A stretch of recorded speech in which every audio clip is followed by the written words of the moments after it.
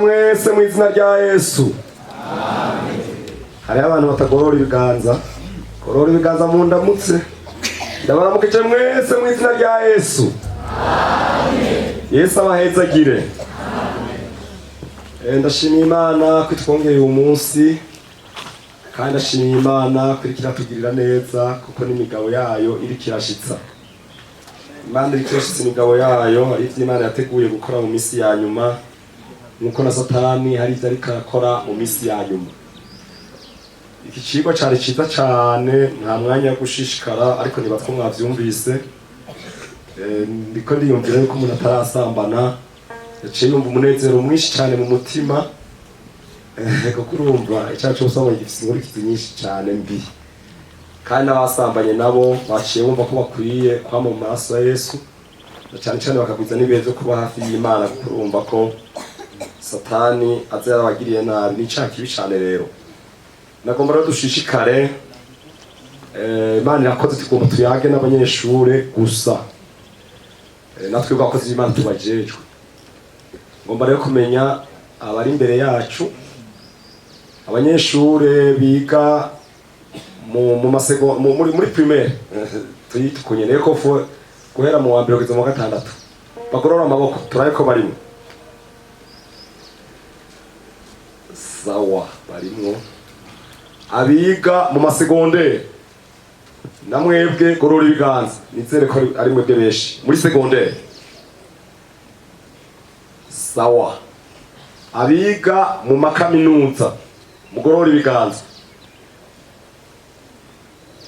Sawa. Abariko baragira troisième cycle, nta numwe turosasa. None rero nagomba dushishikare, icigwa bari bampaye sico mbandanya, nabonye ko tuja kukibandanya turi kumwe n'abandi, ariko mu mutima numvise ikindi cigwa ngomba tuvugane na mwebwe. Icigwa nise kubana namwe mu mashure kugira dushike ku c'Imana yaduteguriye. Ico cigwa tugomba tumarana uyu mwanya, ni cigwa kirekire, mwe yarashishikaye kucagura muri jewe, ariko ni umwanya muto dufise kandi biragenda neza. Rero mwe muyera ku mafisi uruhara runini nya cane mu bintu byose.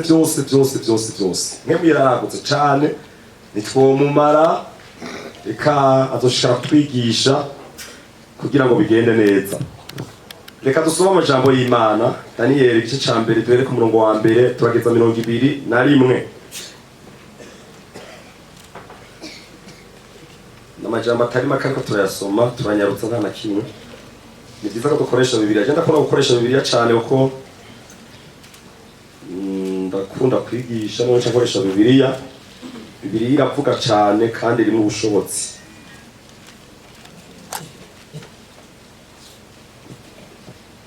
Ko mu ngabire Imana yampaye, ngabire kwigisha irimo kandi ngabire nziza nayo nyine. Dusome dore ku murongo wa mbere tugeze ku murongo wa 21. Mu mwaka ugira gatatu Yehoyakimu umwami w'Abayuda ari ku ngoma, Nebukadineza umwami w'i Babuloni yaje gutera i Yerusalemu arahakikiza. Umwami Imana agabura Yehoyakimu umwami w'Abayuda mu maboko yiwe, bona ibintu vy'imbombo bimwe byo mu ngoro y'Imana abijana mu gihugu c'Ishinari mu nzu y'Imana yiwe, ashira ivyo bintu mu nzu y'ububiko bw'iyo mana. Nuko umwami abarira Ashipenazi umukuru w'inkone ziwe kuzana bamwe bo mu Bayisirayeli bo mu nda y'ingoma n'abo mu bapfasoni b'imisore batagira agasembwa ariko b'indanga, bari uburyo mu vy'ubwenge bwose, babahanga mu vyo kumenya, bisorongozi mu vy'ubwenge, kandi babereye gukora ibwami kugira ngo abigishe inyandiko y'Abakarudayo n'ururimi rwabo. Nuko umwami agera ingaburo bahabwa iminsi yose ivuye ku vy'umwami afungura no ku giturire yuhira, kandi ko bagaburirwa imyaka 3 ngo niyashira babone gukorera umwami. Nuko muri bo mubo mu muryango wa Yuda hari Daniyeli na Hananiya na Mishayeli na Azariya. Nuko uwo mukuru w'inkone abita yandi mazina, Daniyeli amwita Beluteshaza, Hananiya amwita Shaduraka, Mishayeli amwita Meshaki, Azariya amwita Abedenego. Maze Daniyeli agira imigabo mu mutima kutazokwihumanisha ibyo kurya by'umwami canke igiturire yuhira, nico catumye yinginga uwo mukuru w'inkone kugira ngo ntiyihumanye. Nuko Imana ituma Daniyeli akundwa n'umukuru w'inkone amutera imbabazi. Maze uwo mukuru w'inkone abwira Daniyeli ati, ndatinya umwami Segaba yabagereye ingaburo z'ivyo murya n'ivyo munywa, vyomera bite ababonye mwonze mu maso mudasa n'abandi basore burunganwe rwanyu, muzoba muncishije umutwe ku mwami. Nuko Daniyeli aca yinginga umubwiriza, uwo mukuru w'inkone yashizeho kuraba ibya Daniyeli na Hananiya na Meshaki na Mishayeli na Azariya, ati ndakwinginze utugerageza twebwe abasavyi bawe iminsi 10 baduhe inga z'insoromano aba arizo turya n'amazi yo kunywa, uheze uze witegereze mu maso hacu no mu maso h'abasore barya ku vyo kurya vy'umwami, maze kuzobona bimeze aba ari kuzotugenza twebwe abasavyi bawe. Nuko abemerera iryo jambo abagerageza iminsi 10. Iyo minsi 10 ishize asanga mu maso habo ari heza, kandi bayagayaga ku mubiri kurusha abandi basore bose barya ku vyo kurya vy'umwami. Nuko umubwiriza aca bakura kuri ivyo vyo kurya bashingiwe no ku giturire bari bakwiye kunywa abahindya z'insoromano. Maze abo basore uko ari 4 Imana ibaha gukerebuka no kuba uburyo mu vyo bigishwa byose no mu bwenge, kandi Daniyeli yari n'ubwenge bwo gutahura ivyerekanwa byose bo n'inzozi. Nuko iyo minsi igeze umwami yari yarashinze ko babazana, umukuru w'inkone abashikana imbere ya Nebukadineza. Nuko umwami aganira nabo, ariko muri bose ntihabonetse uhwanye na Daniyeli na Hananiya na Mishayeli na Azariya, nico catumye bagirwa bo gukorera umwami. Mu ijambo ryose ry'ubwenge no kumenya ico umwami yababaza, yasanga barusha abanyamareba n'abapfumu bose bo mu gihugu ciwe cose ibihekangabo 10. Nuko Daniyeli aguma ngaho gushitsa ku mwaka wa mbere umwami Kuro ari ku ngoma.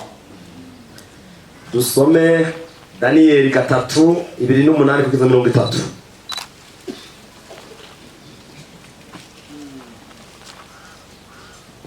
Nebukadineza aravuga ati, Imana ya Shaduraka na Meshaki na Abedenego iragahimbazwa, niyo yarungitse umumarayika wayo ikiza abasavyi bayo bayizigiye, kuko ijambo ryanje baricishije ukundi bagaheba amagara yabo, kugira ngo ntibagire iyindi mana n'imwe basaba canke basenga atari Imana yabo. Nico gitumye nshinga icagezwe yuko umuntu wese wo mu bwoko bwacu canke ihanga canke wo mu bavuga indimi zitari zimwe azovuga nabi Imana ya Shaduraka na Meshaki na Abedenego azohimbagurwa, kandi urugo rwiwe ruzosigara ari tongo, kuko atayindi Imana iriho ishobora gukiza bene ubu buryo. Maze umwami ashira hejuru Shaduraka na Meshaki na Abedenego mu gihugu c'i Babuloni. igice ca gatandatu kuri 2:5 kugeza 2:8. Igice ca gatandatu 2:5 kugeza 2:8. Nuko umwami Dariyo yandikira amoko yose n'amahanga n'abavuga indimi zitari zimwe baba mu isi yose, atamahoro agwire muri mwebwe. Nshinze icagezwe ngo mu bwami bwanje iyo buva bukagera, abantu bahindire agashitsi imbere y'Imana ya Daniyeli, bayubahe kuko iyo ariyo Mana nzima ihora ihangamye ibihe byose. Ubwami bwayo ntibuzokwigera buhangura, kandi ingoma yayo izoshika no kwiherezo. Niyirokora igakiza, ikora ibimenyetso n'ibitangaza mu ijuru no mu isi, kandi niyo yakuye Daniyeli mu menyo y'intambwe. Nuko ku ngoma ya Dariyo no ku ngoma ya Kuro umuperesi, Daniyeli agira ikiganza ciza.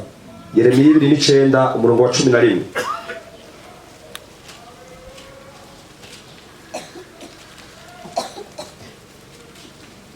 Yeremiya 2:9 umurongo wa 11.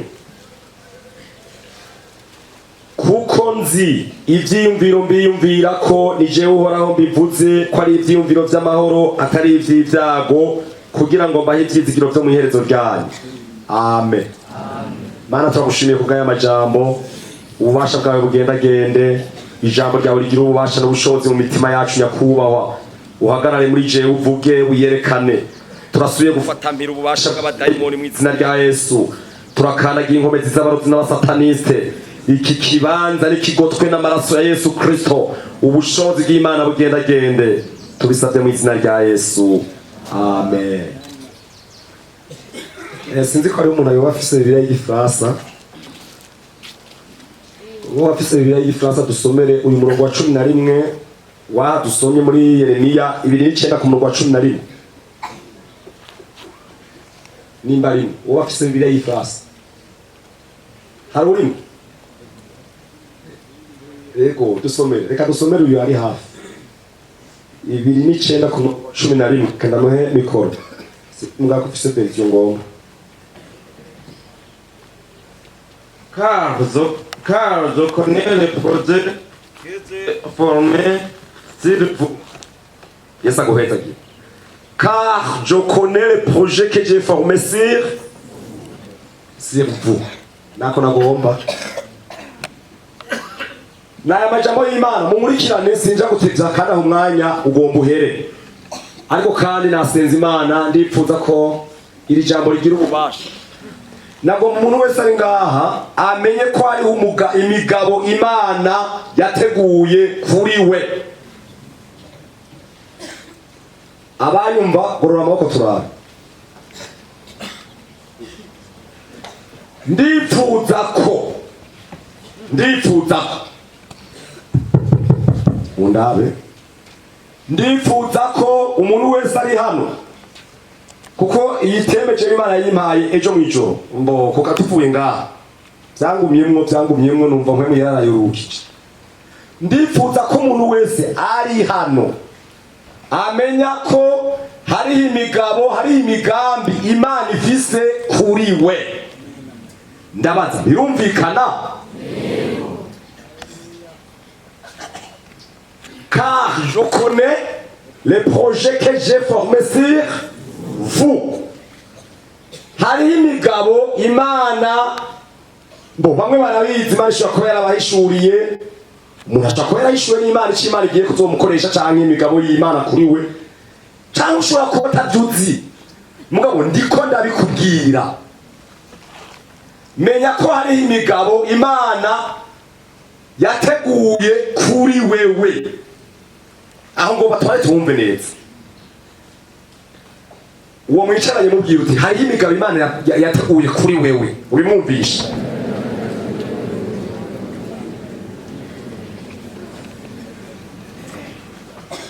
Ibi bintu birumvikana?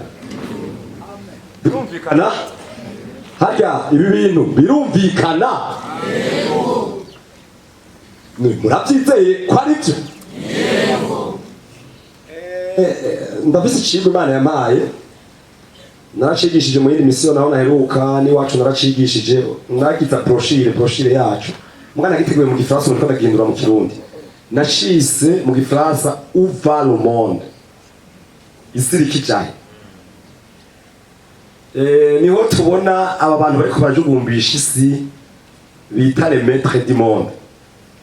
Ibi byose biriko biraba nibo bariko barabigira, niho tubona yuko na Satani afise abantu yateguye kugira ngo bamukorere mu myanya itandukanye.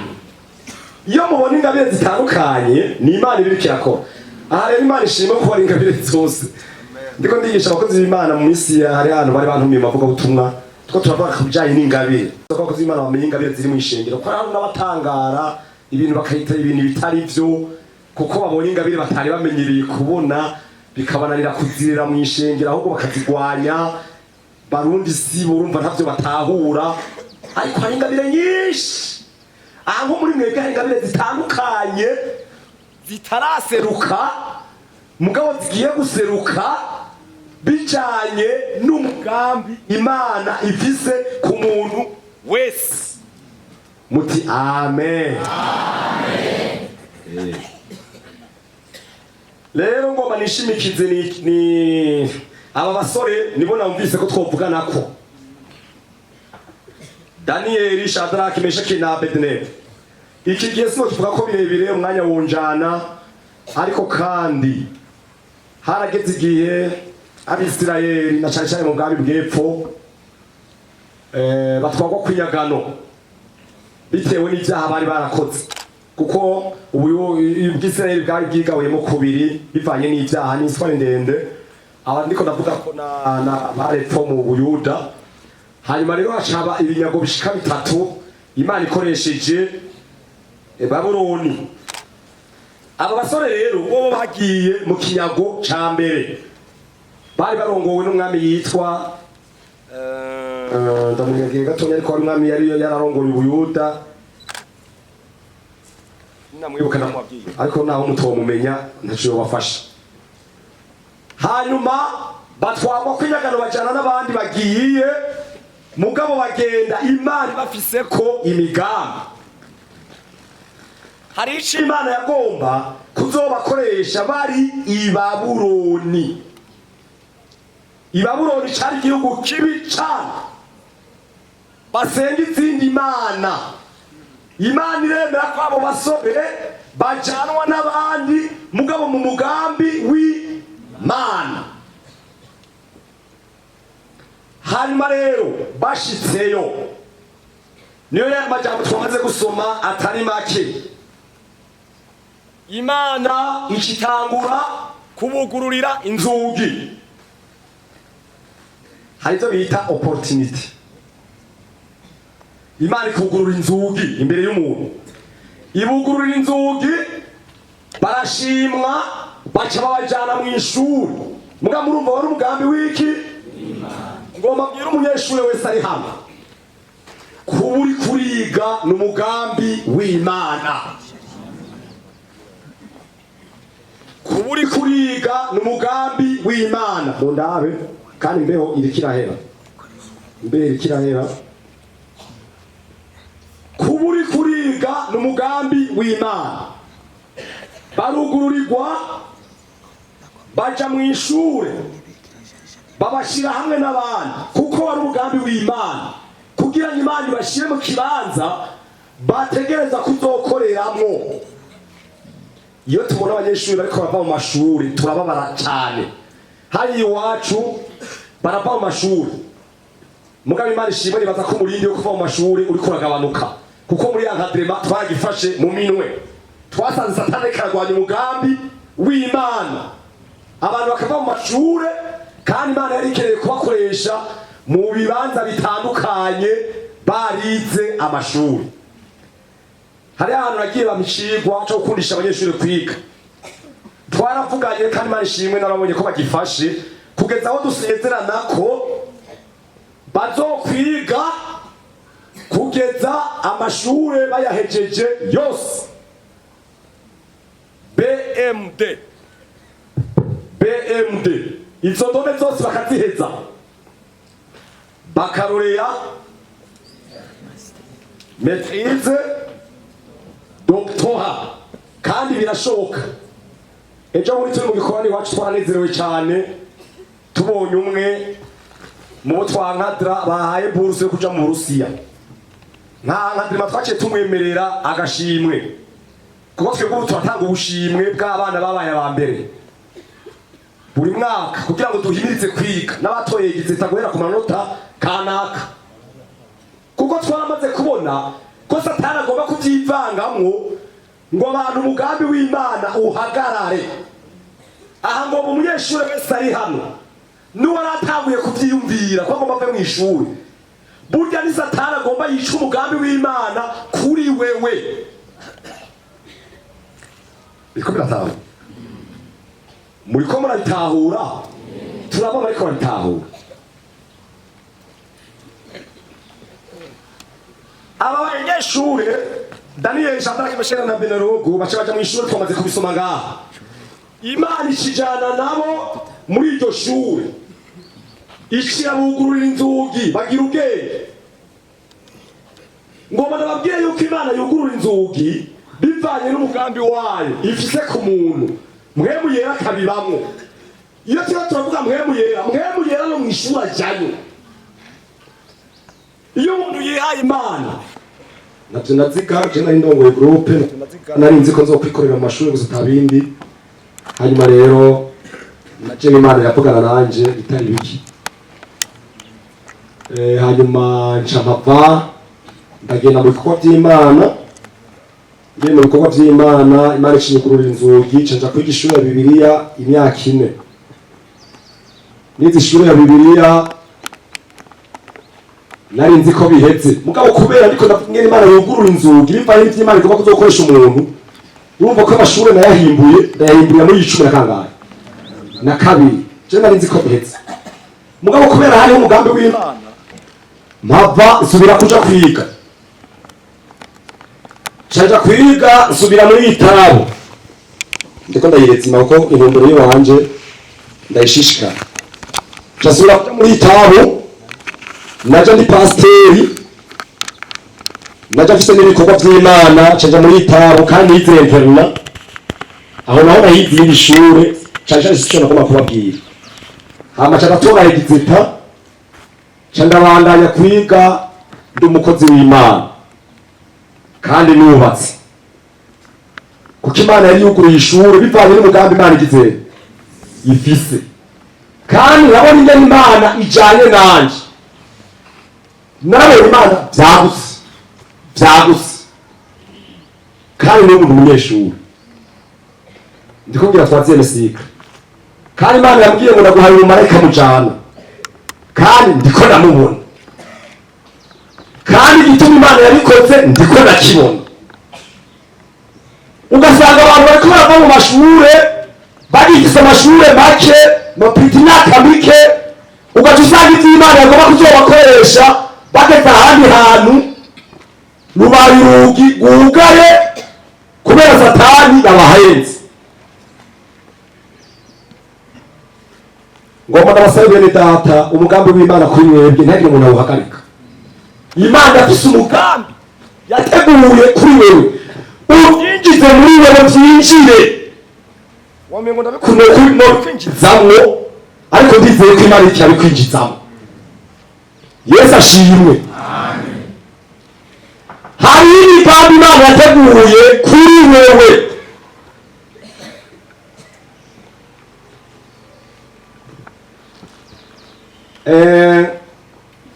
Hari indome zine ngomba siguru.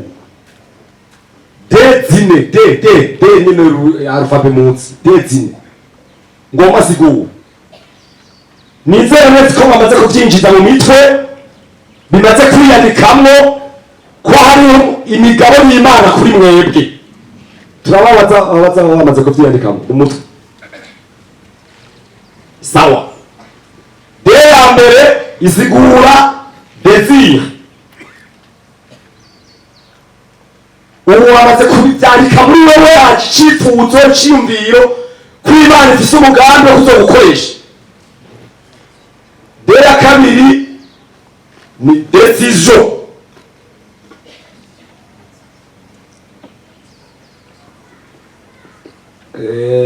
Abakozi abakozi b'Imana baraza kuntunga turaja turabisigura mu kirundi na kimwe. D ya gatatu determination. D ya kane discipline. Izi ndetse kugira ngo umuntu ashike ku cy'Imana yamuteguriye zose ziteza gukora. Reka mvuge mu kirundi kugira ngo twese tumvikane. Désir namaze kukivuga icifuzo cyiyumviro ko twese bamaze kubishirayo ko hariho imigabo y'Imana yo kuzodukoresha. Imana zera yateguye utarayimenya Imana yaza kwigushira tayimenya uyu munsi cyane ejo Imana izogwishurira ubishitse mu nti twese hari ivyo tuza turimo tubatse bwa bundi ndatahuye. Haleluya, haleluya. Decision umuntu acamatiki indirimbo ko ntahuye ko hari imigabo y'Imana kuri jewe ndafashe iki ingingo determination kumaramaza. Ivyo bintu bibiri biratandukanye mu kirundi ngo bigomba gusa.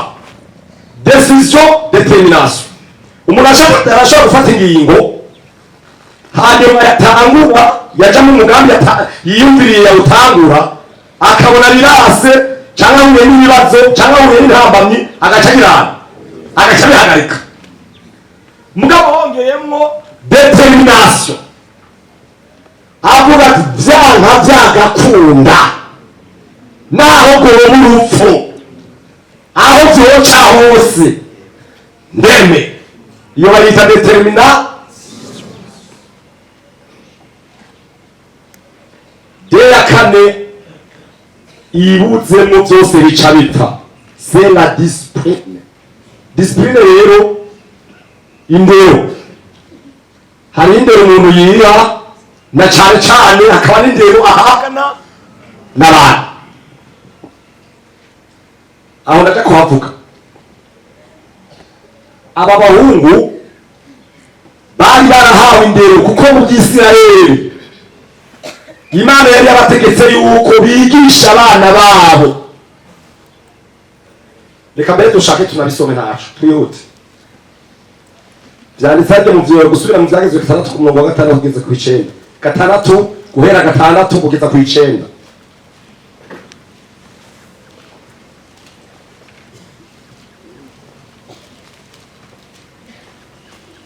Gatandatu guhera 6 kugeza ku 9. Ayo mabwirizwa mbageze uyu munsi azahore ku mitima yanyu. Ninda ariko aravuga Imana uhoraho. Muze mugire umwete wo kuyigisha abana banyu, muze muyahoze mu kanwa iyo mwicaye mu nzu, niyo muriko muragenda mu nzira, niyo muryamye, niyo muvyutse. Muze muyahambire ku maboko yanyu ababere ikimenyetso, muyashire mu ruhanga nk'amambe abe hagati y'amaso yanyu.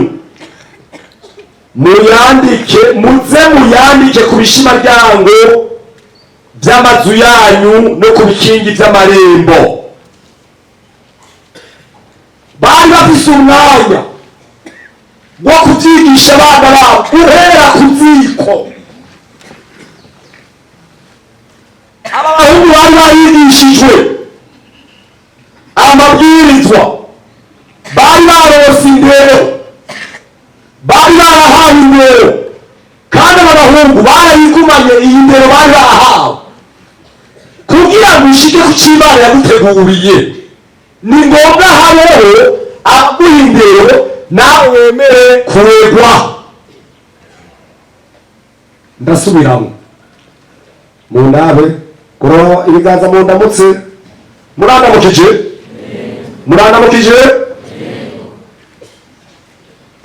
Ni ngombwa habeho abo kuduha indero natwe tukemera kuregwa. Ubundi bwobwo naho rero nagize icyo cyiyumviro n'icyifuzo tateye ku by'Imana yiteguye kuri jewe ngafata ingingo nyidetermina mugabo gaca nanga kuregwa zero kuko nase kuregwa. Inge twari dusome gatoya Imigani 12 umurongo wa mbere 13 umurongo wa mbere.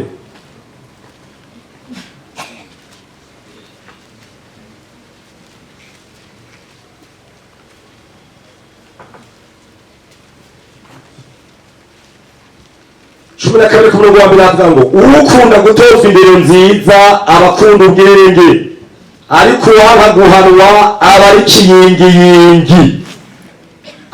kiyingiyingi. Cumi na gatatu ku murongo wa mbere, umwana w'ubwenge ashira umutima wo gutoza indero nziza na se, ariko umucokoranyi ntiyumvira igihano. Mumurikirane imigabo Imana idufiseko, mwa banyeshuri imigabo Imana ibafiseko mutegereza kubigiramo uruhara,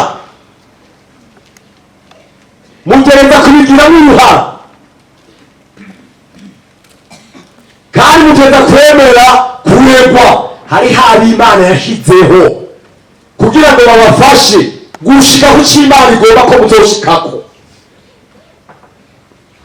Iyo tutemera kuregwa nituba duhagaze aha. Aba batama bose bari hano iyo batemera kuregwa ntibari gushika aho bashitse, kandi n'ubu turacyaregwa.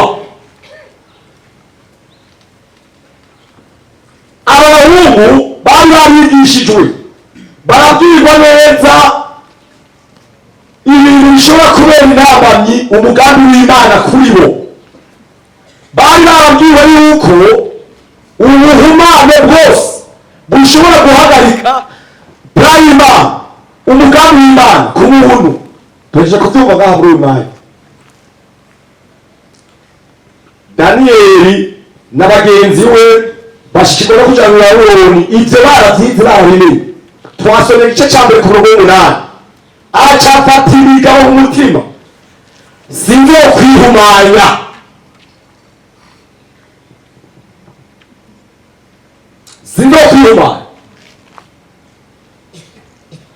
Iyo migabo yari muri we. Ikintu ca mbere kirangamira umugambi w'Imana ku muntu ni ubumane. Ni buki? Vuga cyane, ni buki?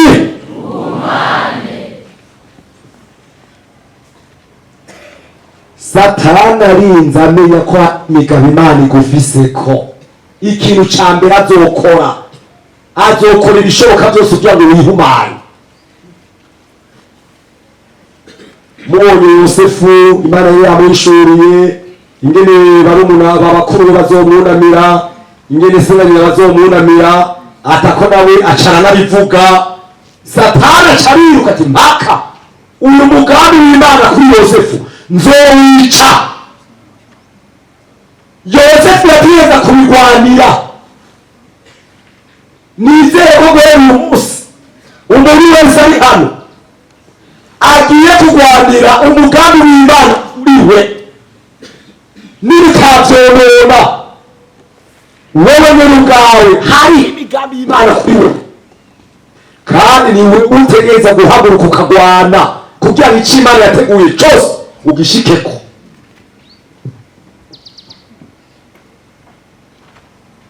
Aba bahungu hacaboneka indya zihumana.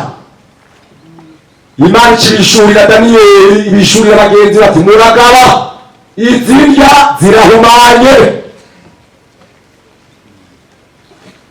Yosefu iyo yaciye sindahaca mugabo ashitse kwa Potifari, haboneka ikintu bita icaha c'ubusambanyi kije gutegera no gutangira imigabo y'Imana kuri Yosefu. Vyasaba ko agwana agahagarara neza. Nubona tuko turagerageza kubigisha, je murambabara cane cane. Mwaba ni mundabubasha muriko munasinzira, mwari mudasinzira ariko nta kimwe ni mundaba. goroka mwese mumera nk'uko jewe meze goroka mwese baza muhaguruke gatoya ninjiye ahera cane Yesu yaneguriye oraywa amazi meza y'isokira kama anuniyo n'imisi yose wa mutima w'Imana nagerere ahera cane ninjiye ahera cane Yesu yaneguriye oraywa amazi meza y'isokira kama anuniyo n'imisi yose wa mutima w'Imana nagerere ahera cane. Murakoze cyane mwicane isaba heza gihe muteza kuva ngaha mufashe ingingo yo kurwanya ikintu cyose kigomba kubahumanya. Wa mukobwa uri hano uyu muhungu ariko arakwiruka inyuma ni Satani amutumye kugira ngo ya migambi y'Imana kuri wewe ihagarare. Murambabara mbone turi twigisha inyigisho nk'izi ukajya ubona abana bazirenga ko bariko bagwa mu byaha. Twebwe indero turiko turayitanga la discipline abagomba kugendera muri iyi ndero hari ivyo Imana yateguye hari imigabo y'Imana kuri mwebwe wa mukobwa wa muhungu aba bakobwa bakwirukako umenye ko Satani batumye ngo bahagarike imigabo y'Imana kuri wewe. Yosefu Satani yatumye muka Potifari mugabo Yosefu aravuga ati uyu aje mw'igisigo kandi intumbero yacu ni uguhagarika imigabo y'Imana kuri jewe. Daniyeli na bagenzi be baramenye bati izinga zabanje guca imbere y'ikigirwamana turamenye ko ziyice ari Satani zirungitse ngo imigabo y'Imana kuri twebwe ihagarare. Mwirinde ubuhumane bwose mwirinde ubuhumane bwose mwirinde ubuhumane bwose kandi mpemu yera arashobotse kuko ntawe bishobora wenyine. Mpemu yera arashobotse. Aba bahungu biga mu ishure irukuntu twasoma mu gice cya kabiri ku murongo wa kabiri ndiko ndavuga ku bintu Satani akoresha ngo bihagarike imigabo y'Imana kuri wewe. Ariko Imana nimba mwaravuganye cyangwa mutaravugana ngo vyandike muri wewe ko ari imigambi y'Imana kuri wewe ukeneye guhagarara neza kuko Satani azokoresha n'abana bariya mu ntumbero yo kugira ngo imigambi y'Imana kuri wewe bihagarare. Turiko turagutegura rero ngo uvyifatemo neza. Daniyeli kabiri ku murongo wa kabiri niho tubona abantu bigana ingene bari bameze. Umwami acahamagaza abanyamareba. Iyi shure Daniyeli yigamwo yigana n'abanyamareba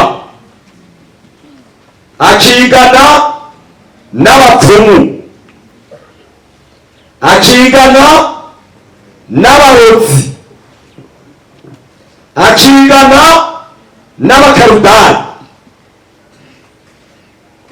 Ni iyi shure mu ndani gatonya muca mubona ingene mwicara mu ishure. Iyi ni intebe Daniyeli yicaye ngaha asanzwe akijijwe. Iburyo bwiwe uwo bicaranye yaba ari umurozi. Abagabo bari mu ishure mu wafu akabuki umupfumu imbere yiwe akabumuki umunyamareba inyuma yiwe akabumuki umukarudari.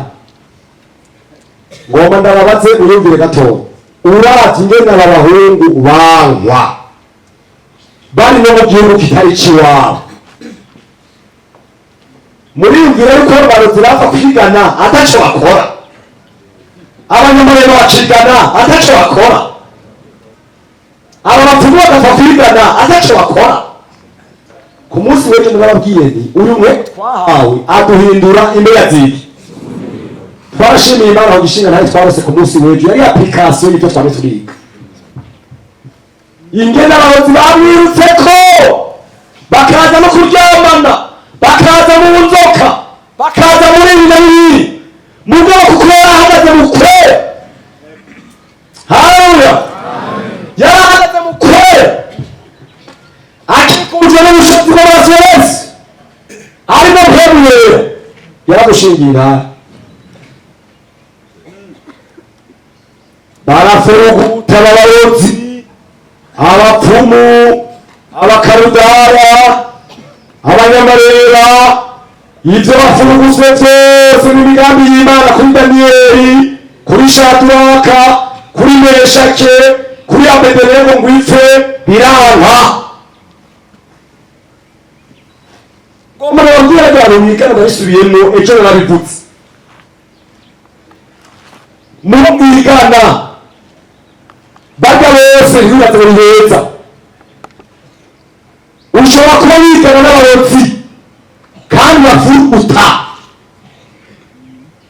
n'abapfumu, n'abarari kuzimu, n'abafise misiyoni bawe, kuko Satani yaramaze kumenya ko hari icyo Imana yateguye kuzogukoresha. Yaramaze kumenya ko hari imigabo y'Imana kuri wewe. Nutawe n'ubushobozi bwa Mpwemu Yera, nutawe umuriro, abo bose ibyo bafuruguta bizoshoboka. Mugabo niyo hagarara mu kwera, ukikujwe n'ubushobozi bw'amaraso ya Yesu, urimo Mpwemu Yera, Mpwemu Yera n'umuriro, bazofuruguta. Mwarumvise ifana buguruye ngo ari iyi ntaye muri abana yumvise rukuru. Mwabana mukunda ivyo munywa, hagiye arinywa, yaca atubwenge bamusambanya uko bagomba batazi iyaye. Tivyo muriye, tivyo munyoye, ariko mumenye ko Satani ntaco atariko arakora kugira ngo imigabo y'Imana kuri wewe ipfe.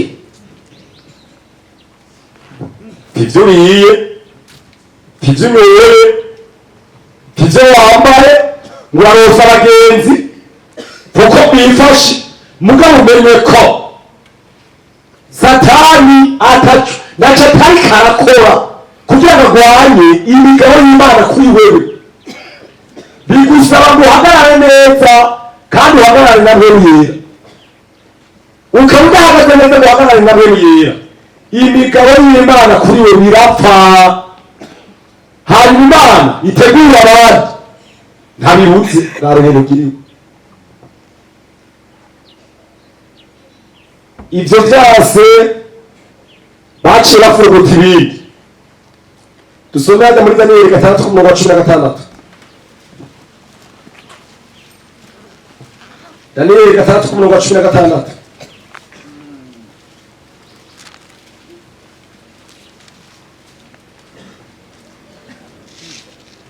Havuga ngo nuko umwami apfa kubigera, bazana Daniyeli bamuterera mu rwobo rw'intambwe. Maze umwami abwira Daniyeli ati Imana yawe wamukorera iragukiza. Nagombera ijambo ngo bamuterera mu rwobo rumeze gute? W'intambwe. 3:23 kugeza 25.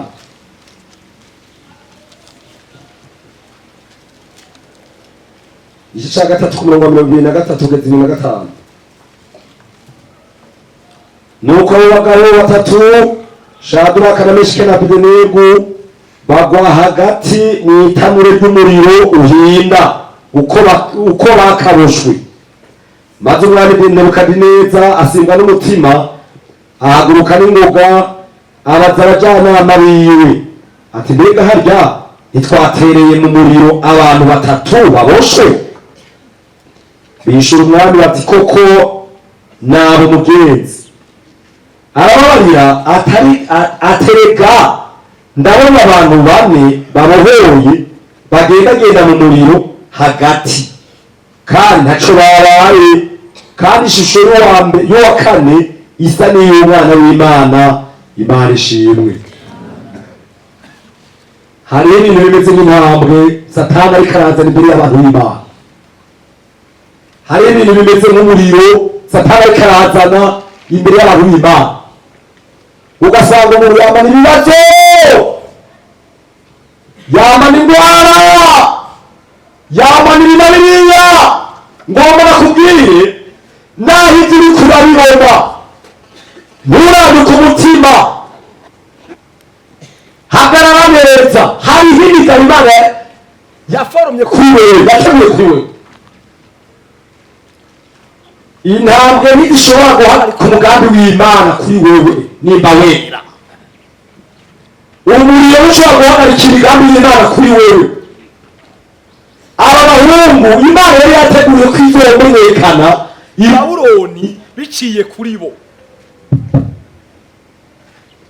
Imana yari yateguye Bibiliya, Daniyeli zaraburiye, Shadraka na Abedinego kuba bataye mu muriro barahiye.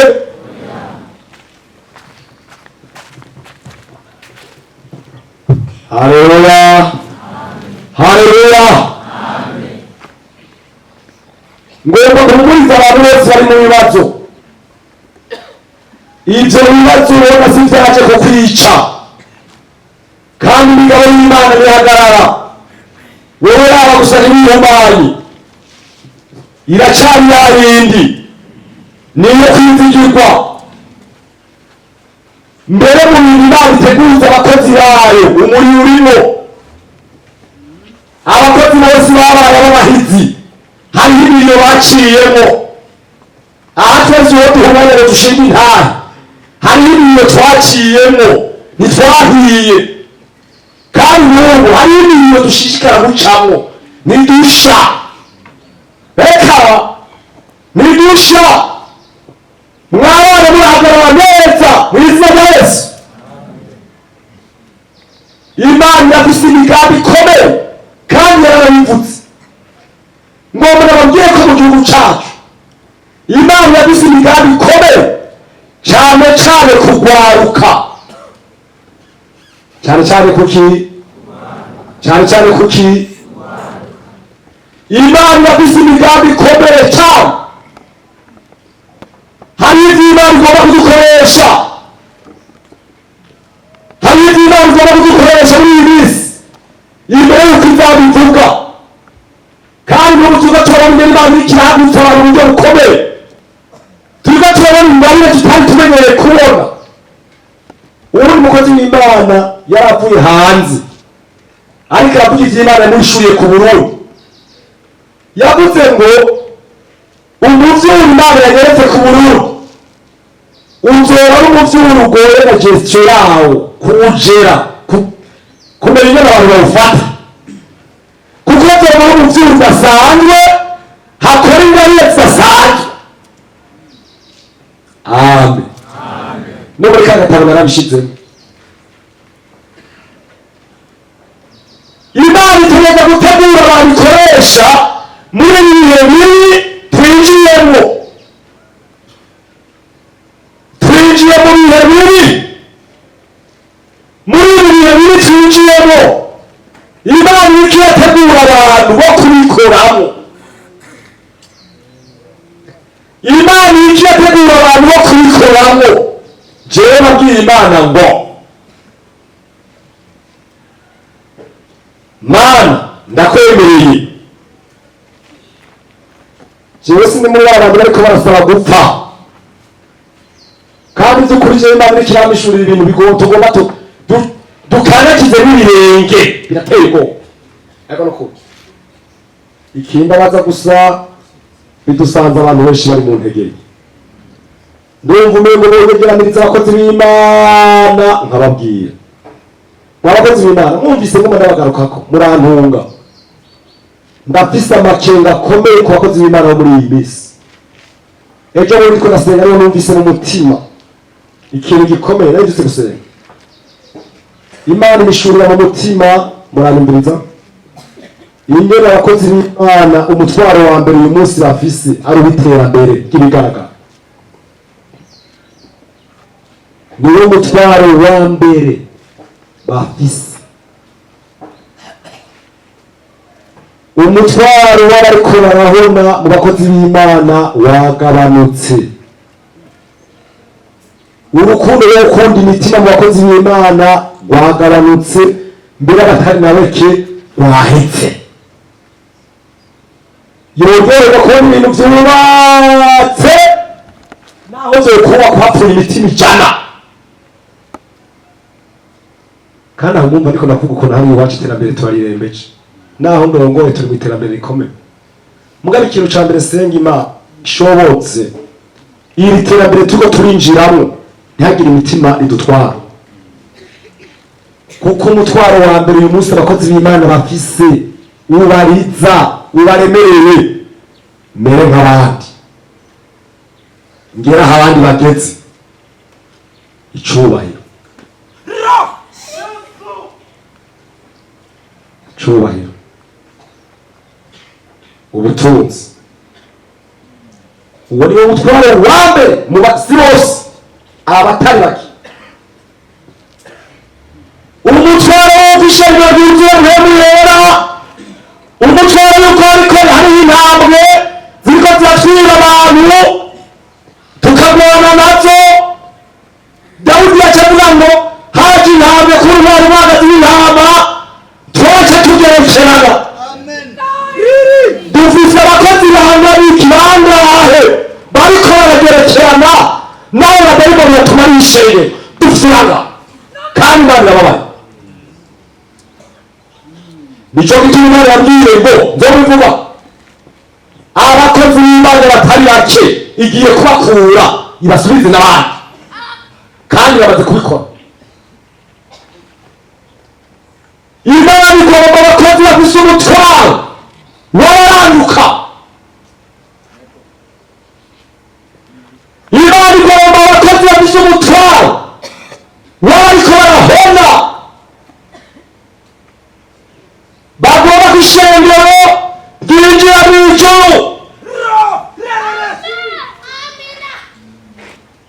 Uko Imana yakuye Sawuli niko yiteguye gukura abakozi bose batemeye kujana nayo.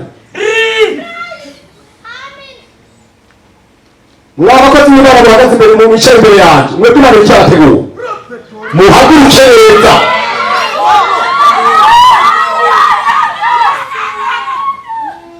Muhaguruke neza, muhagurutse mukiri bato muzoba neza mutarenka. Ubwira muga kandi harahindutse. Muhaguruke neza, muhaguruke amakera benshi, muhaguruke neza, muhaguruke neza, muhaguruke neza. Kuko Imana yashabiye muri iyi si, muhaguruke neza. Imana ntizokwemera umwanda mw'ishengero jamais.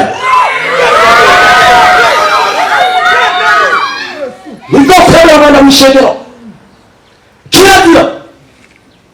Muhaguruke neza, muhaguruke neza, kandi mwemere tubarebe tuve tuti icara, icara.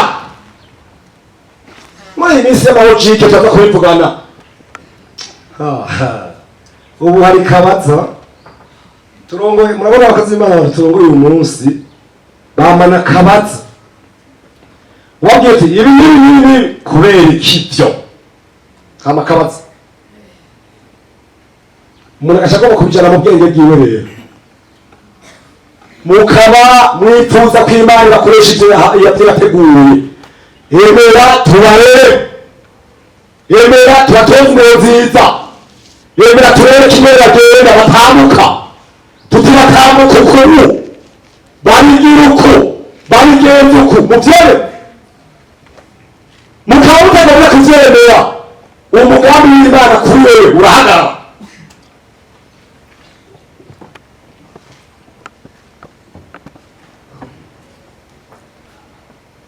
dusome ijambo ry'Imana.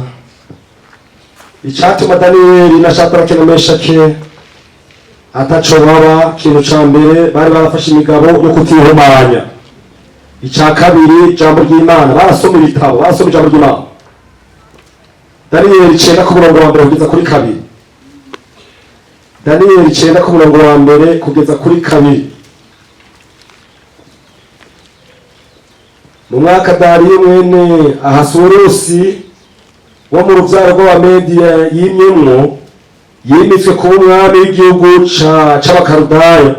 Muri uwo mwaka wa mbere ari ku ngoma, jewe Daniyeli namenyeshejwe n'ibitabo. Namenyeshejwe n'iki? Urumva ko yari umusomyi. Namenyeshejwe n'ibitabo igitigiri c'imyaka Yerusalemu hazomara ari misaka, ko ari imyaka 70, ariyo nyene ijambo ry'Uhoraho ryavuze rivugishije Yeremiya. Ikigira gatatu, barabasenzi. Gatatu, murahabona gatatu. Mpanga amaso Mwami Imana kugira ngo niyegurire, kugira abe gusenga no gutakamba nisonzesha, nambaye amagunira nisize iki? Umunyota. Kubera amasaha asa n'ayaheze ngo bahape candangiza. Baserangura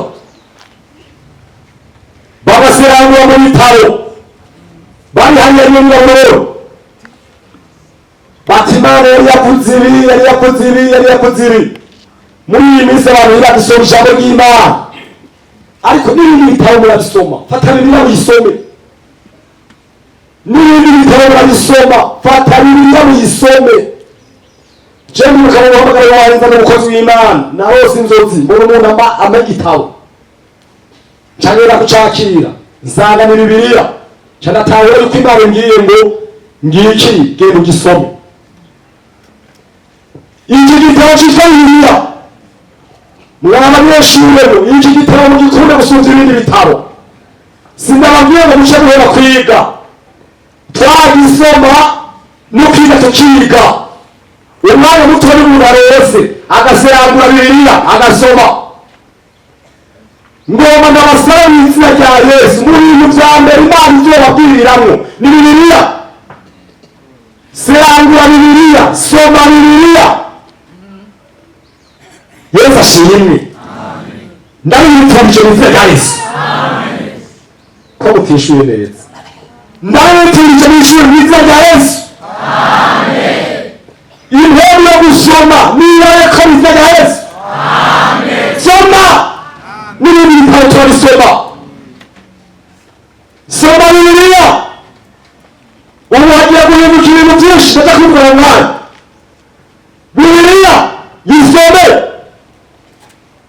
Soma Bibiliya, soma ijambo ry'Imana. Aho bakoranije abantu bariko baragaburira ijambo ry'Imana bose umwanya bamwe, kugira ijambo ry'Imana rikurikirane, rizozamura ivy'abadayimoni muri wewe, rizokubaka ivy'Imana muri wewe, rizoguhindura wewe yarazobikoreshereza muri wewe. Uryamye wewe yarazoza akoresha rya jambo, aho uri hose rizogaruka. Soma Bibiliya. Babasenzi, senga. Ejo nakivuzeko, senga. Hariho abantu byananiye gusenga, umubajije ngo nta munyeshuri asenga, umunyeshuri asenga ahejeje Bibiliya. Daniyeli zaraburiye Shadaraki na Meshaki kuba bataye mu muriro, barahiye.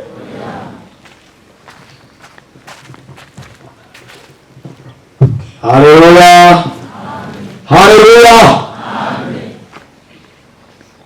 Ngomba kumuriza abantu bose bari mu bibazo. Ibyo bibazo ubona si byaje kukwica, kandi imigabo y'Imana nihagarara. Wowe yaba gusa n'ibihumanye, iracari yayindi niyo kwizigirwa. Mbere mu bintu Imana iteguza abakozi bayo, umuriro urimo. Abakozi bose babaye abahizi, hariho ibintu baciyemo.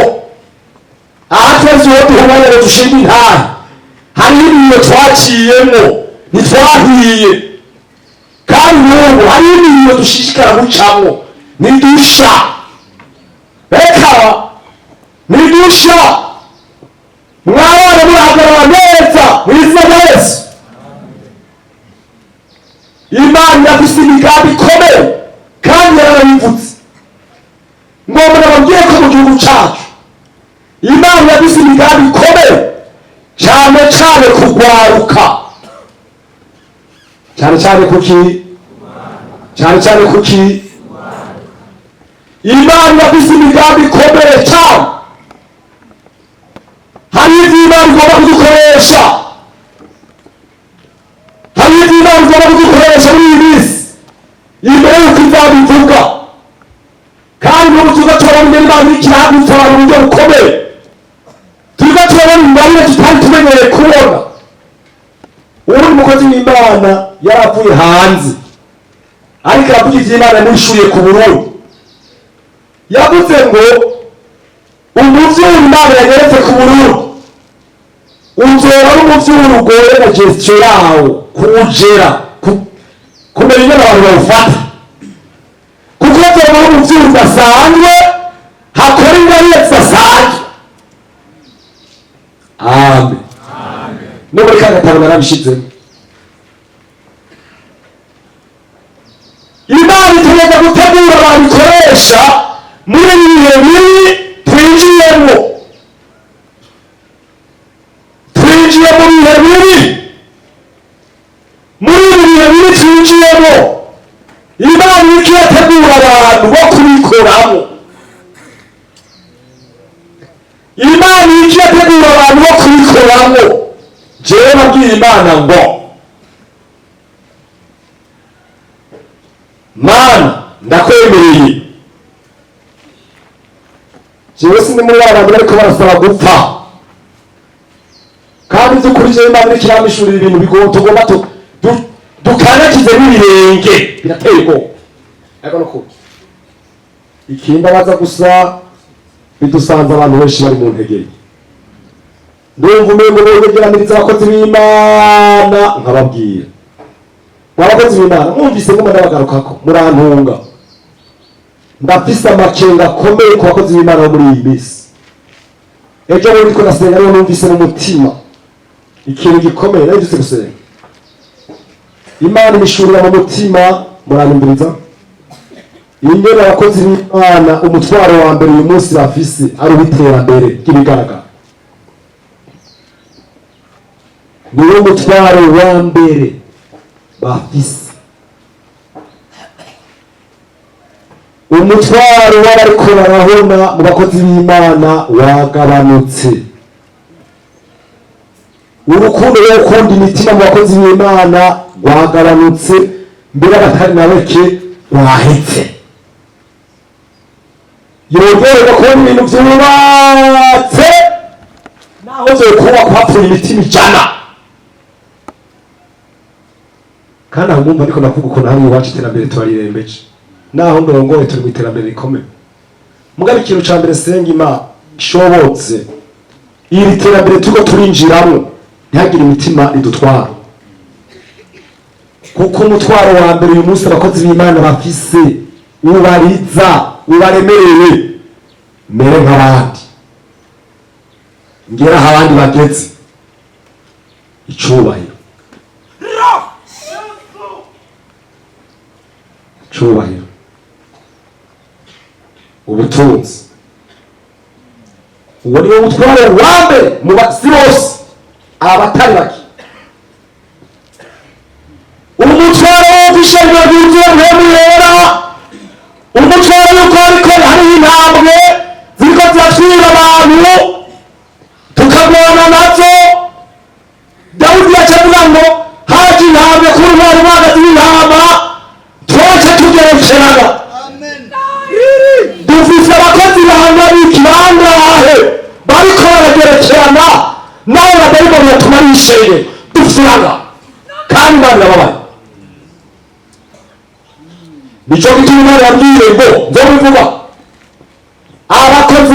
batari bake igiye kubakura ibasubize n'abandi kandi bamaze kubikora. Imana igomba abakozi bafise umutwaro w'abaranduka. Imana igomba abakozi bafise umutwaro w'abariko barahona, bagomba kw'ishengero ryinjira mw'ijuru. Uko Imana yakuye Sawuli niko yiteguye gukura abakozi bose batemeye kujana nayo. Mwa bakozi b'Imana bahagaze imbere mu bice imbere yanjye, mwebwe Imana icyabategura, muhaguruke neza.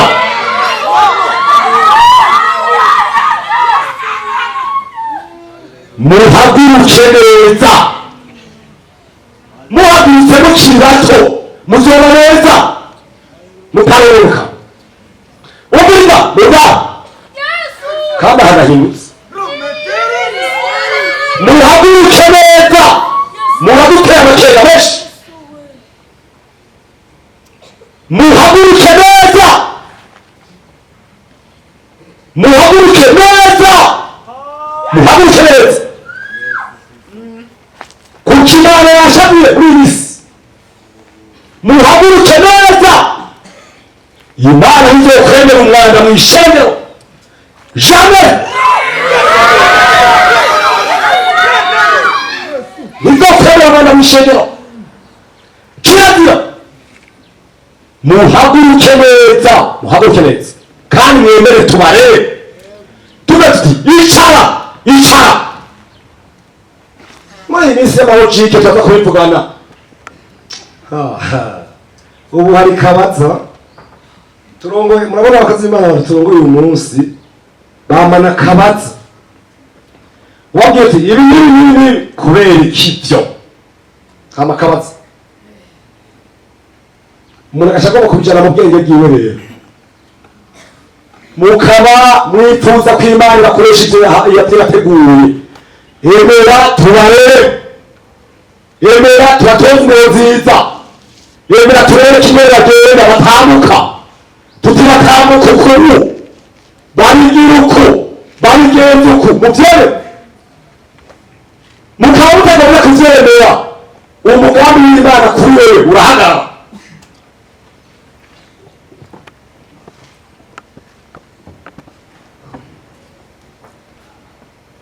Dusome ijambo ry'Imana. Icyatuma Daniyeli na Shadaraki na Meshaki ataco baba, ikintu ca mbere bari barafashe imigabo yo kutihumanya. Icya kabiri ijambo ry'Imana, barasoma ibitabo, barasoma ijambo ry'Imana. Daniyeli 9 ku murongo wa mbere kugeza kuri 2. Daniyeli 9 ku murongo wa mbere kugeza kuri 2. Mu mwaka Dariyo mwene Ahasuwerusi wo mu rubyaro rw'Abamediya yimyemwo, yimitswe kuba umwami w'igihugu c'Abakarudaya. Muri uwo mwaka wa mbere ari ku ngoma, jewe Daniyeli namenyeshejwe n'ibitabo. Namenyeshejwe n'iki? Urumva ko yari umusomyi. Namenyeshejwe n'ibitabo igitigiri c'imyaka Yerusalemu hazomara ari misaka, ko ari imyaka 70, ariyo nyiri ijambo ry'Uhoraho ryavuze rivugishije Yeremiya. Ikigira gatatu barabasenzi. Gatatu murahabona gatatu. Mpanga amaso Mwami Imana kugira ngo niyegurire, kugira abe gusenga no gutakamba nisonzesha nambaye amagunira nisiziki umunyota. Kubera amasaha asa n'ayaheze ngo bahape candangiza.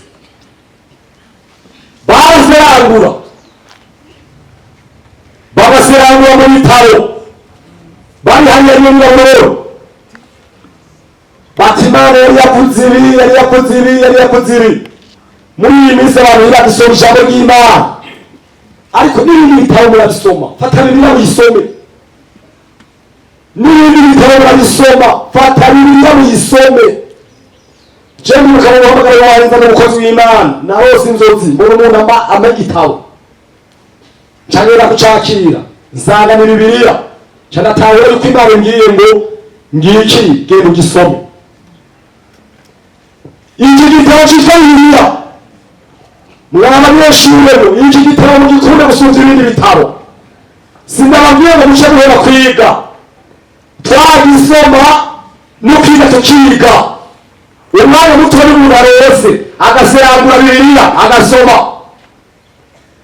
Ngoma ndabasaba mu izina rya Yesu mu bintu vya mbere Imana ivyo babwiriramwo ni bibiliya. Serangura bibiliya, soma bibiliya. Yesu ashimwe. Ndabifurije mu izina rya Yesu ko mutishuye neza. Ndabifurije mu izina rya Yesu. Impemu yo gusoma niyo ko mu izina rya Yesu. Soma n'ibindi bitabo turabisoma. Soma bibiliya. Ubu hagiye guhinduka ibintu byinshi ndakuvuga mwana. Bibiliya yisome. Soma bibiliya, soma ijambo ry'Imana. Aho bakoranije abantu bariko baragaburira ijambo ry'Imana bose umwanya bamwe. Kuba ijambo ry'Imana rikurikirane rizozamura ivy'abadayimoni muri wewe, rizokubaka ivy'Imana muri wewe, rizoguhindura wewe yarazobikoreshereza muri wewe. Uryamye wewe yarazoza akoresha rya jambo aho uri hose rizogaruka. Soma bibiliya. Babasenzi senga, ejo nakivuzeko senga. Hariho abantu byananiye gusenga, umubajije ngo nta munyeshuri asenga, umunyeshuri asenga ahejeje